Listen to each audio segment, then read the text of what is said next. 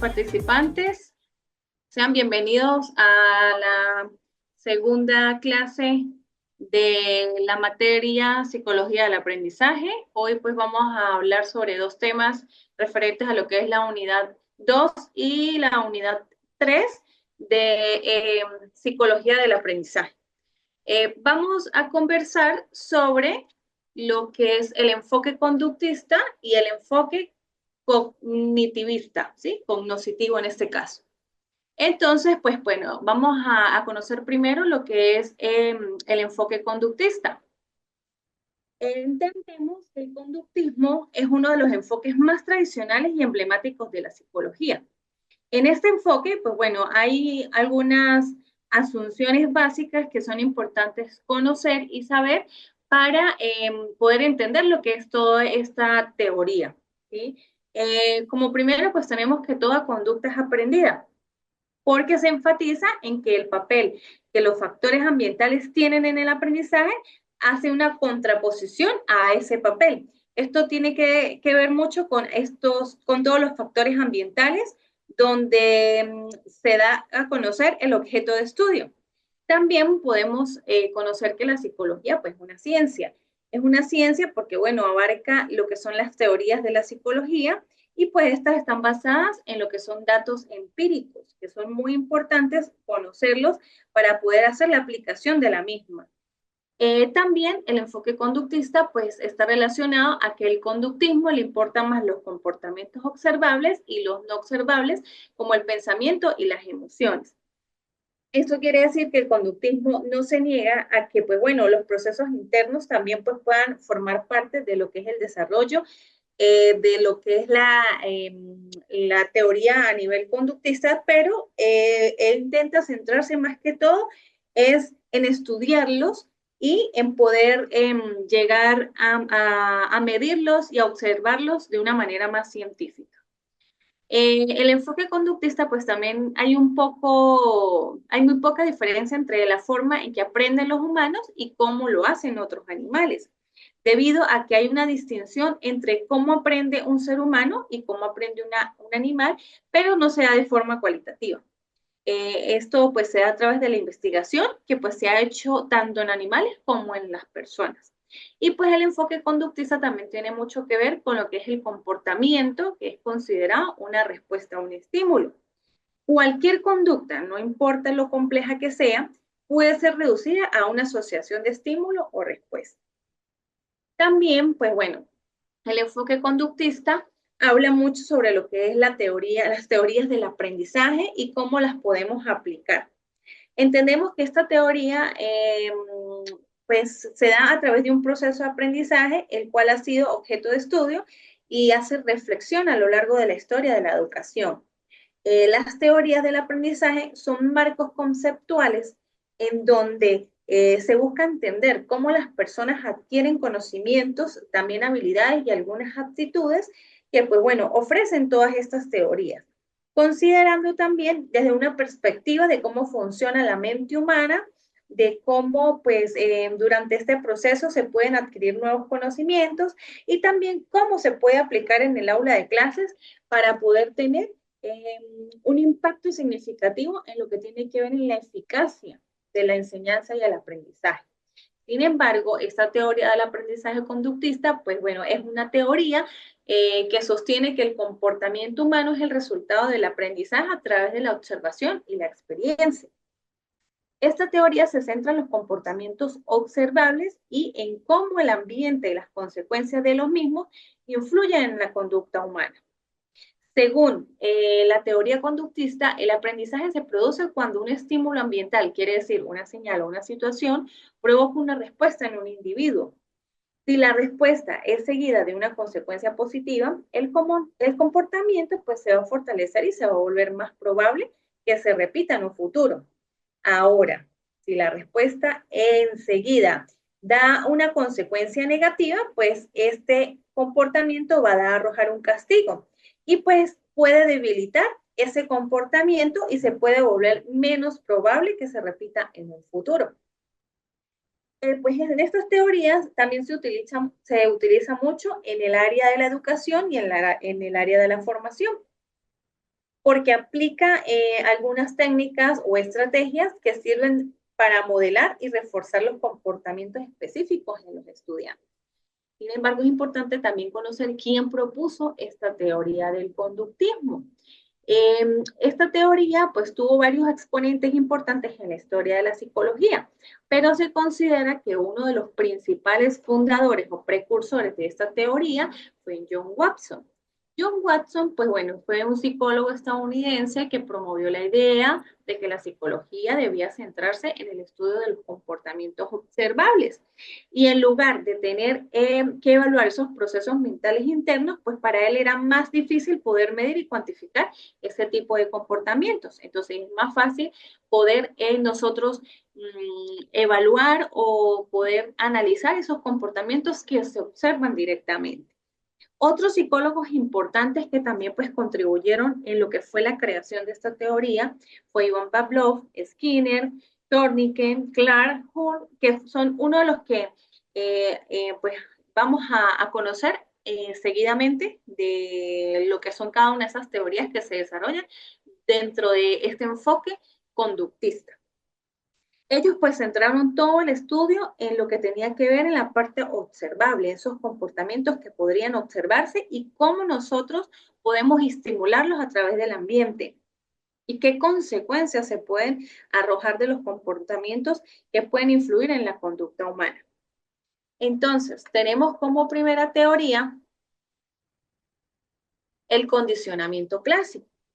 El condicionamiento clásico, pues bueno, es un tipo de aprendizaje que implica respuestas automáticas o reflejos no conductas voluntarias. Este se le denomina así por la creación de una conexión entre un estímulo nuevo y un reflejo ya existente. Por lo tanto, en un aprendizaje donde un estímulo originalmente es neutro y que no provoca una respuesta, llega a poder provocar otra respuesta gracias a la conexión asociativa que este estímulo puede normalmente provocar dicha respuesta. Pavlov fue el creador de esta teoría donde se interesó por la fisiología de la digestión, especialmente en los reflejos de la salivación.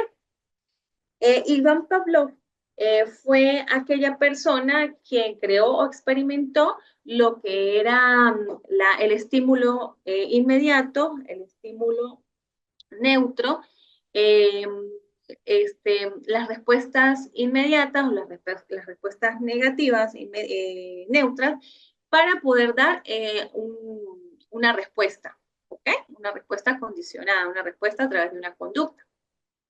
Entonces, él utilizó el experimento con los perritos relacionada a la comida, cómo el perro podría aprender a poder saber cuándo le correspondía su alimento. Entonces, la comida es el estímulo inmediato que vendría a ser la carne, el hueso, la perrarina, ¿sí? Que le producía una respuesta inmediata que era la salivación. La campana era el estímulo neutro que generaba, no genera ninguna respuesta, sino no se le genera alguna iniciativa ante esa utilización de la campana.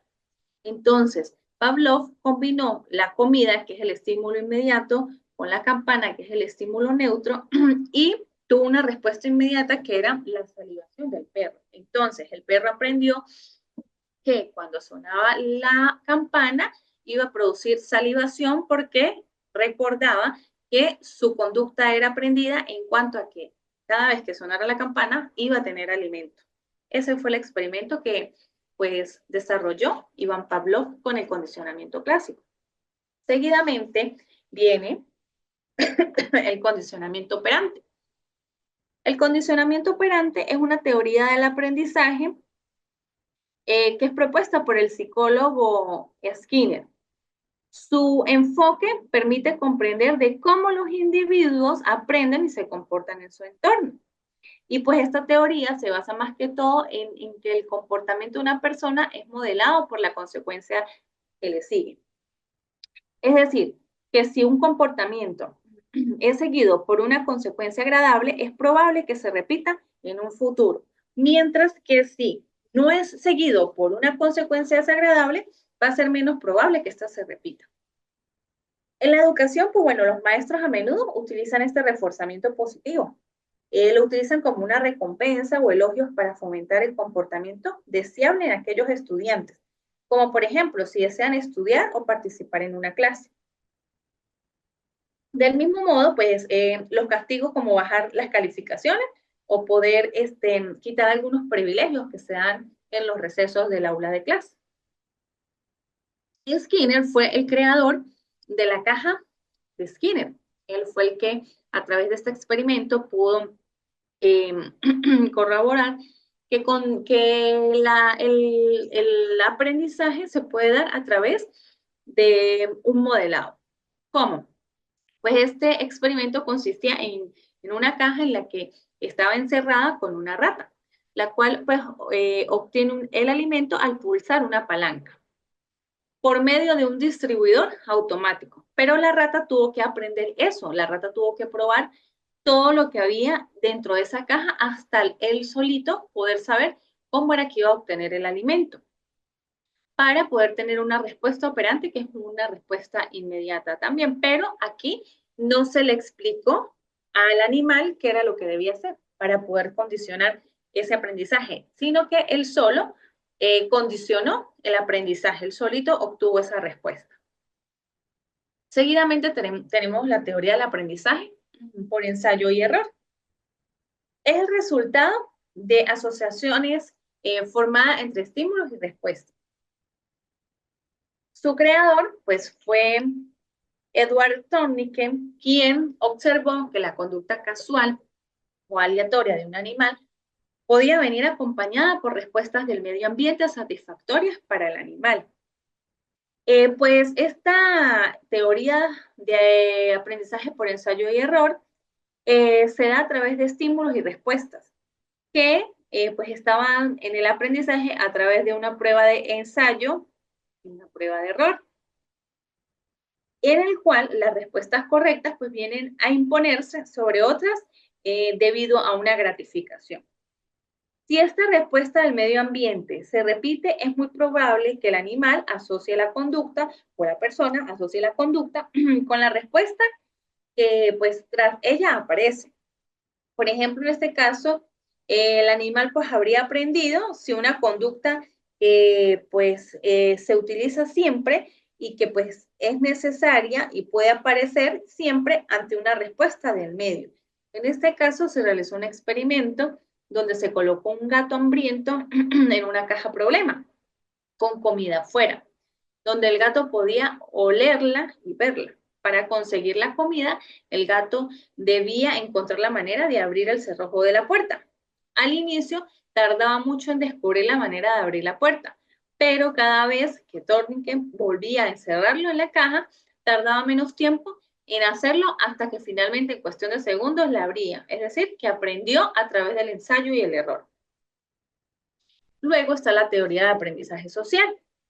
Esta teoría del aprendizaje social se basa en la idea de que los niños aprenden en contextos sociales a través de la observación y de la imitación del comportamiento que presenciaron. El creador de esta teoría del aprendizaje social fue Albert Bandura, quien centró su foco en los procesos de aprendizaje en la interacción entre el aprendiz y el entorno. Aprendemos estando condicionados a ciertos procesos de condicionamiento y a través de refuerzos positivos y negativos. De igual manera, pues se indica que el comportamiento no se entiende si no se consideran los aspectos del entorno que no están influyendo a modo de presiones externas. En este caso, Albert Bandura pues hizo un experimento que se llama el muñeco bobo. ¿En qué consistía este experimento? Bueno, encerró el muñeco bobo en un cuarto donde pues puso a 3 niños de ejemplo para poder entender cómo era ese proceso de aprendizaje. Entonces, en uno de esos experimentos, eh, pues colocó a una figura, se le llama muñeco, como aquí lo dice en el experimento, el muñeco estaba relleno de aire con cierto peso en la base, de forma que no se caía al golpearse y pintado con una figura de payaso. Se separaron estos tres niños, cada uno pues se sometió a una condición. Uno observó cómo un adulto golpeaba al muñeco para luego imitarlo. Eh, Luego, otro niño no golpeó el muñeco, no se le permitió que pues, viera que el adulto había golpeado al muñeco para ver qué hacía y resulta que él se colocó a jugar con el muñeco normal y al otro niño fue sometido a... el tercer niño fue el que no fue sometido a ninguna condición alguna. El tercero, sí, pues estaba... el segundo fue el que actuó de esa manera como pues pudo observar al adulto y el primer niño se colocó a jugar de una forma normal con el muñeco de manera de que pues él no sabía qué hacer con el muñeco, lo vio y simplemente pues bueno se colocó a jugar. Entonces aquí entendió Bandura que al momento de modelar algún comportamiento, alguna conducta, pues el niño lo está haciendo siempre y cuando lo observe para poderlo imitar. Entonces es muy importante el desarrollo de estas teorías para saber cómo lo vamos a manejar en el aula de clase. Seguidamente, pues tenemos el enfoque cognoscitivo. Este enfoque cognoscitivo, pues se basa en la idea de que los individuos no solo son receptores pasivos de información, sino que son seres activos que construyen su propio conocimiento a través de la interacción. Es decir, el aprendizaje implica la adquisición de nuevos conocimientos y la reestructuración de los esquemas cognitivos existentes. En el enfoque cognitivo se considera que el pensamiento, la memoria, también lo que es la atención, la percepción y pues la resolución de problemas son procesos fundamentales para el aprendizaje. Él siempre hace énfasis en lo que es cómo los estudiantes pueden procesar, también pueden organizar, cómo pueden asimilar toda la información y cómo también esta la pueden utilizar a través de un contenido para resolver los problemas y situaciones de la vida real. Se considera, bueno, que el pensamiento, la memoria, la atención, la percepción, lo que es la resolución de problemas, como lo dije anteriormente, pues son procesos fundamentales para que se dé ese proceso de aprendizaje. Seguidamente, pues bueno, tenemos algunos objetivos que aplica el enfoque cognoscitivo, pues bueno, entre ellos pues tenemos lo que es analizar los procesos de percepción de la información. Es decir, que la información que es recibida por el cerebro a través de los sentidos, pues es analizada sobre la base de alguna experiencia adquirida para superar lo que el organismo pueda dar ante una respuesta. También comprende el pensamiento y las capacidades de la mente humana. Es decir, esta permite descubrir cómo la mente humana es capaz de pensar y aprender. También puede entender la codificación y reestructuración interna del conocimiento. Es decir, que esta pues comprende cómo se recibe y transforma la información obtenida a través de los sentidos. También resalta la resalta la influencia del entorno en el aprendizaje. Esto quiere decir que, bueno, para nosotros poder comprender cómo afecta de forma positiva o negativa este aprendizaje, pues los distintos sucesos que acontecen en nuestro alrededor vienen dadas a través de la influencia del entorno. Ajá. Ahora vamos a conocer quién propuso el enfoque cognoscitivo. Sus principales intereses se centraban en las áreas de percepción y la memoria. También expresaba que el pensamiento y el comportamiento humano eran relevantes para el estudio de la cognición. Quien propuso pues esta teoría o este enfoque cognoscitivo fue Ulrich Neisser.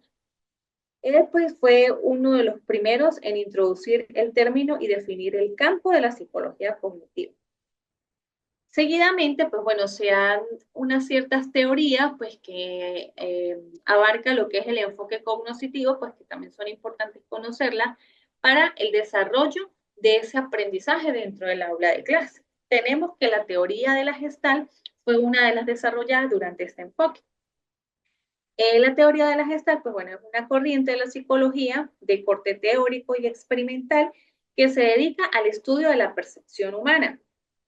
El pensamiento holístico sobre el que se funda esta teoría es el siguiente: el todo es más que la suma de sus partes. Esto quiere decir que el principio de esta teoría es descubrir por qué el cerebro humano tiende a interpretar un conjunto de elementos diferentes como un único mensaje y cómo nuestra mente agrupa la información en la que la recibimos en diversas categorías mentales que nosotros mismos pues hemos establecido.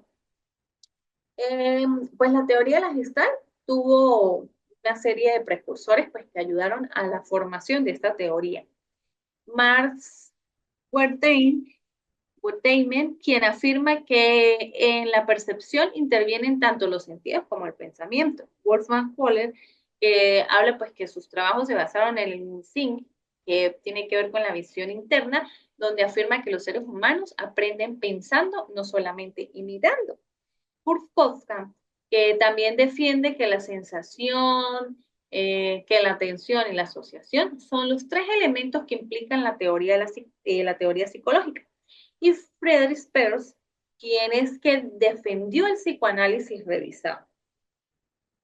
En la educación, lo que es la teoría de la Gestalt, tiene sus aportes. ¿Por qué? Porque muchas veces nosotros no escuchamos esta teoría en lo que es en un ambiente escolar. Nosotros pues podemos visualizar que en un ambiente escolar siempre va a estar presente es que si el aprendizaje por imitación, el aprendizaje por observación, el aprendizaje social, pero la teoría de la Gestalt muy poco es nombrada en la parte educativa. Sin embargo, podemos ver que es muy importante y que da unos aportes muy interesantes a lo que es a nivel de educación, porque este permite procesar el crecimiento personal.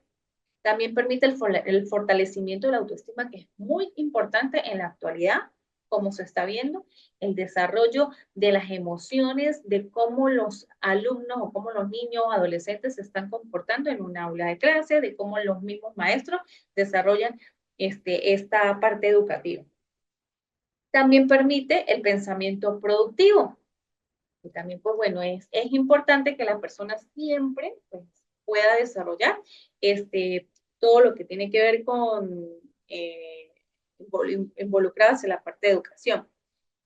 También, pues, permite la interpretación y comprensión de una problemática. Y pues aquí el papel del profesor es muy importante porque se puede centrar en favorecer las condiciones necesarias para que se produzca la comprensión. Según la Gestalt, pues hay que tener en cuenta que en el proceso de aprendizaje se debe desarrollar las capacidades intelectuales y no solo las cognitivas, sino que también las afectivas, las emocionales, así como también las acciones, que pues bueno, todo esto implica el desarrollo de lo que es el aprendizaje. Seguidamente tenemos la teoría epistemológica genética de Jean Piaget, que también es muy nombrada en las primeras etapas del desarrollo de la vida del infante y adolescente. Su estudio del aprendizaje lo explica que el conocimiento y el desarrollo de la inteligencia se dan un proceso según sus fases o génesis. Pues bueno, se considera que el conocimiento procede de la acción ejercida sobre los objetos. Esto quiere decir que lo que hacemos con ellos, ¿sí? Pues Piaget se caracteriza por ser constructivista, ya que el conocimiento es una construcción continua y secuencial. Esta no está preformada. El desarrollo de la inteligencia es una serie de construcciones que prolongan la epigénesis de la formación del organismo mismo, ¿sí? Pues en su epistemología genética, Jean Piaget describe tres tipos de conocimiento. Está el conocimiento físico, que tiene que ver con todo aquello que concierne a los objetos en el mundo, con lo que es el conocimiento de lo que puede ser, con aquello que es adquirido mediante sus propias perspectivas. Está el conocimiento lógico-matemático, que tiene que ver con aquel tipo abstracto, pues bueno, y que debe ser más inventado. Y está el conocimiento social arbitrario, que tiene que ver con que, pues bueno, cada cultura, que todos los datos pueden ser adquiridos por el sujeto, pueden pertenecer a una determinada sociedad y pueden interactuar con sus miembros. Sin embargo, para poder obtener estos tres tipos de conocimientos en forma jerárquica, pues es importante entender que el niño va creciendo y va pasando por una serie de secuencias o de estadios o fases, las cuales debe superar para conseguir estos tres tipos de conocimientos anteriormente mencionados. Entre estas etapas o estadios, pues encontramos la número uno, que es la etapa sensorio-motriz, que pues lleva desde los 0 meses hasta los 2 años de edad. Esta se da antes de haberse desarrollado el lenguaje. Esto pues ocurre específicamente con las experiencias sensoriales y motrices para conocer el mundo que le rodea y relacionarse. La número dos, que es la etapa preoperacional, que va desde los 2 años hasta los 4 años de edad. Durante este periodo se da la adquisición del lenguaje y las primeras representaciones de la realidad. Pues bueno, en la número 3, que están las etapas de las operaciones concretas, que se da desde los 6 hasta los 7 años. Y pues bueno, aquí no, las etapas de operaciones concretas se da desde los 6 años hasta los 12 años. Aquí pues hay una mayor consistencia del conocimiento del objeto. Aquí pues el niño ya tiene la capacidad de poder realizar operaciones mentales lógicas. Luego pues sigue la etapa de las operaciones formales, que va desde los 12 años en adelante. Aquí el niño puede trabajar con hipótesis además de objetos. Pues aquí se inicia en la adolescencia, donde se adquieren las capacidades de formular un conjunto de explicaciones posibles y después someterlas a pruebas para realizar su confirmación empírica. Sin embargo, para que todo esto pueda estar fundamentado, existen tres principios importantes que pues Jean Piaget los nombra y los manifiesta constantemente para que se puedan dar también estas fases o estas etapas. Que primero tenemos la asimilación. La asimilación se da cuando el niño incorpora nuevos objetos o inventos en sus esquemas existentes. Luego se da la acomodación, que se da cuando el niño modifica sus esquemas existentes para poder incorporar nuevos objetos o eventos. Y luego viene el equilibrio. El equilibrio, pues bueno, es ese proceso de desarrollo donde el maestro centra el proceso o también poder incorporar tanto la asimilación como la acomodación. Se puede decir, una balanza entre lo que es asimilación y acomodación. Seguidamente tenemos la teoría contextual de Lev-Vygotsky. Esta se enfatiza en lo que es la influencia de los contextos sociales y culturales en el conocimiento y apoya un modelo de descubrimiento del aprendizaje. Este tipo de modelo pone un gran énfasis en el rol activo del maestro, mientras que las habilidades mentales de los estudiantes se desarrollan naturalmente a través de varios descubrimientos. ¿Sí? Según la teoría sociocultural, el desarrollo cognitivo pues se da a través de la zona de desarrollo próximo del cual se apoya para comprender los ámbitos del conocimiento y el desarrollo de las habilidades. Eh, Según este desarrollo de las habilidades, pues primero se da el aprendizaje social y luego se da un aprendizaje individual a través de la atención voluntaria, de lo que es la memoria lógica y lo que es la formación de conceptos. La teoría de Lev-Vygotsky se enfoca en que las funciones psicológicas superiores del ser humano son fruto del desarrollo cultural y no del biológico, como dice pues Jean Piaget. Y pues en esta se adquiere sobre todo a través del lenguaje en el momento en que el individuo interactúa. Es decir, que aquí pues el desarrollo se da a través de aquellas habilidades que se desarrollan durante un tiempo determinado, ¿sí? En lo que se va adquiriendo el aprendizaje. Por eso primero está lo que se sabe y lo que no se sabe, ¿ok? Para poder desarrollar esta teoría contextual. Seguidamente tenemos la teoría del aprendizaje significativo de David Ausubel. Ausubel fue un psicólogo y psicopedagogo quien se convirtió en uno de los grandes referentes de la psicología constructivista. hacía énfasis en elaborar la enseñanza a partir de los conocimientos que tiene el alumno. Entonces, para él, en el aprendizaje significativo, pues el alumno asimilaba lo que es la información nueva y la conectaba con el conocimiento que ya tenía previamente o con experiencias vividas. Además, pues en esta teoría se propone que el alumno trabaje de una forma activa y constructiva para poder asimilar y organizar toda esa información. Es decir, que el alumno debe comprender la información y no simplemente memorizarla. Además, aquí pues se aplica una serie de tipos de aprendizaje. Eh, a ver, a través de este aprendizaje significativo, nosotros podemos considerar que existen diversos tipos de aprendizaje, los cuales manifiestan o trabajan los estudiantes dentro de una aula de clases. Está el aprendizaje de representación, que es el más básico, en donde, pues bueno, las personas le dan un significado a los símbolos que son asociados. Tienen una parte objetiva, se pueden concretar con la realidad y pues existe una posibilidad de poder tener la capacidad de acceder a conceptos de más fácil acceso.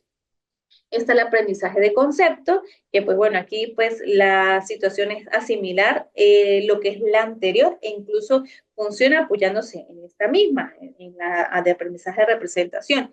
Por lo que se trata de dos tipos de aprendizaje. Está el significativo complementario, que pues bueno, estos pues se van dando entre sí. No obstante, no son iguales, porque pues bueno, ya que cada uno tiene su diferencia que es súper clara.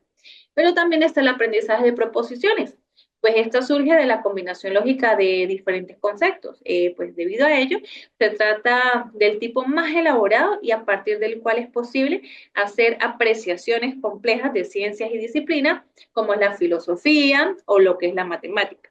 Pues en esta se da de forma consciente y voluntaria y necesita los aprendizajes anteriores para poder conectarse. Es importante resaltar que, pues bueno, a través de esta teoría también está el aprendizaje memorístico, que también pues, puede estar presente y es pasiva. Sin embargo, a ver, aquí los alumnos pues acumulan todo en la memoria y sin quedar vinculados a los viejos conocimientos por medio de la significación. Y pues esta información es más fácil de poder olvidarla. Entonces, por eso no se toma tan importante como los otros tipos de aprendizaje. Seguidamente tenemos la teoría del procesamiento de la información de Robert Gardner. La característica principal de esta teoría es que pues, fomenta que el alumno pues, adquiera los conocimientos por sí mismo. Bruckner fue un psicólogo y pedagogo que desarrolló esta teoría y consideraba que los estudiantes deben aprender a través de un conocimiento guiado que sucede durante una exploración motivada por la curiosidad. Es decir, que eh, el papel del profesor no era solamente explicar un contenido y que pues bueno, que pues el principio de esta teoría era que el alumno pudiera tener unos conocimientos más claros, de poder proporcionar un material adecuado para que se dé la estimulación en estos estudiantes y que, bueno, a través de esa estrategia, como la observación, la comparación, el análisis de semejanzas y diferencias, se pueda llegar a presentar un material adecuado para poder aprender.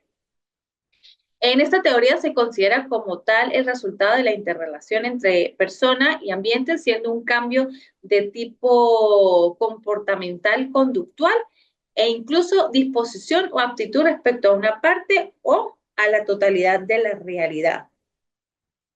Para Robert Gardner existía lo que era, a ver, una serie de etapas que, pues bueno, se daba a través de la adquisición del conocimiento. En estas etapas, pues encontramos lo que es la motivación. La motivación, pues bueno, se establece un objetivo, está orientado hacia lo que es la atención hacia él. De este modo, pues bueno, nosotros sabemos a dónde dirigir nuestras acciones. Está también la aprehensión, que pues bueno, se utilizan procesos de atención y percepción selectiva, cuando un cambio en alguno de los estímulos trae la atención y nos hace focalizarnos tanto física y cognitivamente en él. Está la adquisición, que pues se produce a través de una codificación de información, se recopila y luego se trabajan los estímulos en base a ello. Y pues la principal de esta adquisición es que el proceso de aprendizaje dado se dé en un momento donde se pueda adquirir el conocimiento. Está la retención, que se procede a almacenarlo en lo que es la memoria, teniendo que vigilar la posible interferencia con otros conocimientos, siendo favorecida dicha retención por estos elementos. Está la recuperación, que pues viene hablando sobre la retenida de la información del aprendizaje que permanece en la memoria hasta que algún tipo de estímulo pues desencadena la necesidad de poder recuperarla. Está la generalización, que en esta fase, pues bueno, se construye una asociación entre lo que es el conocimiento adquirido y el recuperado y las diferentes situaciones en las cuales se podría demandar dicho conocimiento. Está también el desempeño, que pues en esta fase el individuo transforma el conocimiento aprendiéndolo en acción y pues realiza una conducta que genera una respuesta a la estimulación externa o interna. Y pues la retroalimentación, que es la comparación entre los resultados de la actuación que vienen derivadas del uso del aprendizaje y de las expectativas que pues se pueden tener respecto a dichos resultados. Es importante saber que todas estas teorías son fundamentales para el desarrollo de lo que es el proceso de enseñanza-aprendizaje dentro del aula de clases. No obviando ninguna de estas teorías, conociendo que, pues bueno, las individualidades de los niños y adolescentes, pues es importante conocerlas para nosotros saber en qué momento poder aplicar estas teorías y de acuerdo a qué contenidos desarrollados y estrategias para que esto se pueda lograr. Finalmente, pues bueno, vamos a hablar sobre lo que es la actividad. Esta actividad va a estar dividida en dos, debido a que, pues bueno, aquí estamos hablando sobre la unidad 1 y 2 de, eh, de la materia de aprendizaje psicología del aprendizaje. Y pues bueno, va a estar a partir del día de mañana en la plataforma. La primera actividad que vendría siendo la de la segunda unidad va a ser un mapa mental sobre el enfoque conductista. Vamos a hacer un mapa mental donde vamos a involucrar la teoría del aprendizaje conductista, el condicionamiento clásico y operante, el aprendizaje por ensayo y error y la teoría del aprendizaje social. La tercera actividad de la unidad número 3, pues va a ser un cuadro comparativo donde nosotros vamos a hablar sobre los enfoques cognitivos que tiene que ver con la teoría de la Gestalt, teoría epistemológica de Jean Piaget, la teoría contextual de Lev Vygotsky, la teoría del aprendizaje significativo de David Subel, la teoría del descubrimiento de Jeremy Brunner y la teoría del procesamiento de la información de Robert Gamp. En este cuadro comparativo, pues bueno, vamos a ubicar lo que son las teorías, autores, definición, características principales, cómo influyen en la educación y algunas ventajas y desventajas de estas teorías en cuanto a lo que es la unidad número 3. Cada una pues tiene un porcentaje, un valor del 25% y pues bueno, estaré atenta a cualquier duda, a cualquier orientación que ustedes necesiten con respecto a estas actividades. Muchas gracias y espero encontrarlos en la tercera y última clase. Feliz tarde para todos.